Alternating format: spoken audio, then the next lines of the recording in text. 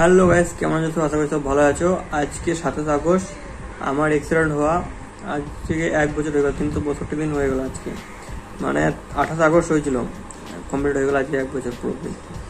তো এই দিনটা আমার কাছে খুবই দুঃখজনক বিষয় বটে, কারণ আমার শুধু অ্যাক্সিডেন্ট হওয়ার জন্য আরও অনেক কিছু হয়েছে।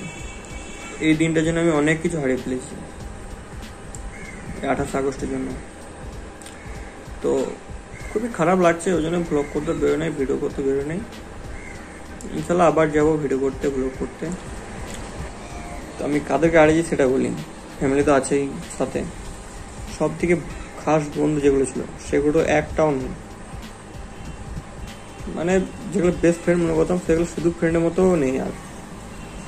আর তার থেকেও বড় জিনিস আর একজন গেছে, ওটা সব থেকে বেশি দুঃখজনক বটে। আমার শরীরে যা হয়েছে ওটা সব থেকে আমার কাছে, মানে শরীরে আঘাত একটা বড় কথা না, এইখানে আঘাত লেগে গেল।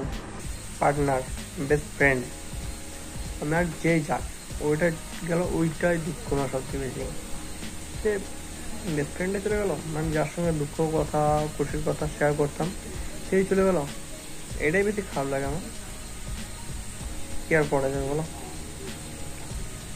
আমার কথা কেউ হবে না, ওরা তো গিয়ে গেলো কিন্তু আমি পারছি না হয়তো। মানে বল না, বন্ধুরও বন্ধু থাকে, কিন্তু ও পাল্টাবে এটা ভাবিনি। আজকে দেখছেন এই ভিডিওটি, যায় না, কিন্তু সে দেখলে বুঝতে পারবে যে তার জন্যই বলছি।